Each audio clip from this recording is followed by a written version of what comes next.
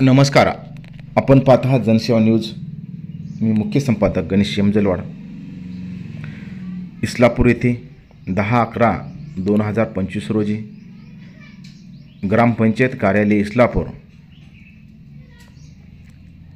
येथे गावामध्ये जे की केंद्र सरकारने हर घर जल योजना अंतर्गत जल जीवन मिशन या योजनेचं सुरुवात केली आणि प्रत्येक घरोघरी एक नळ बसाव आणि प्रत्येकांना पाणी मिळावं हा उद्देश होता, ही संकल्पना बी होती. परंतु योजना चालू झाल्या तेव्हापासून पुष्कळसे गावं असेल,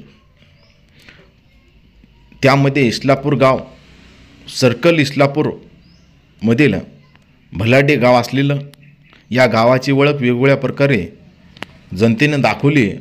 परंतु जेवढी भलाडी ओळख दाखवली, परंतु या गावाचा मधातून जर पाहिला तर विकासाच्या नावावर भ्रष्टाचाराचं साम्राज्य निर्माण झालं काय अशी ही चिंता दिसून येते. कारण की इथे मोठमोठ्या ज्या स्कीमा राबवल्या जात होत्या, सरकारी दवाखाना म्हणा, त्याच्यामध्ये भ्रष्टाचार करून अर्धवट काम करून ठेवलं.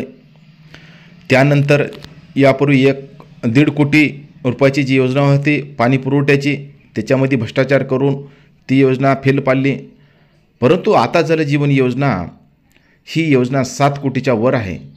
परंतु ही योजना चालू झाली, नळही आले, परंतु त्या नळाला पाणीच आलं नाही.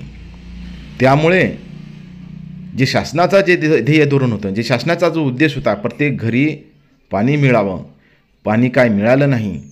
केवळ ठेकेदार वर्ग यांनी बिलं काढून घेतली आणि जनतेला पाणी पाजवलं नाही. काही जागचं जिथं काही पाणी पुरवठा होतं त्या जागचे फोटो काढून म्हणा, त्या जागचा रिपोर्ट म्हणा, ते सादर केला असेल की सर्व गावाला आम्ही पाणी पुरवठा करत आहोत. परंतु प्रत्यक्षात हा पाणी पुरवठा गल्लोगल्ली म्हणा, घरोघरी अजिबात झालेला दिसून येत नाही. आणि जे नळं, जे शासनाने जे नळं पाईप जे उभा करण्यासाठी सांगितले ते सरकारी इस्टिमेटनुसार किंवा नियमावलीनुसार अजिबात केलेला दिसून येत नाही. हा भ्रष्टाचार इथे बी झाला असेल का? काहीतरी यामध्ये हे अभ्यास करण्याचा हेतू असेल. परंतु जनतेला अधिकारी वर्ग, कर्मचारी वर्ग, जी समिती आहे ही समिती केव्हा जनतेला पाणी पाजवणार, किंवा जर पाणी पाजवत नसेल ही समिती बरखास्त करून दुसरी समिती निवडून काढा, किंवा जे अधिकारी वर्ग भ्रष्टाचार याच्यामध्ये करत असेल, कामचुकार करत असेल, यांच्यावर कोण कारवाई करणार असा इस्लापूर येथील सर्व जनतेचा प्रश्न आहे. आपण पाहता जनसेवा न्यूज. लाईक करा, सबस्क्राईब.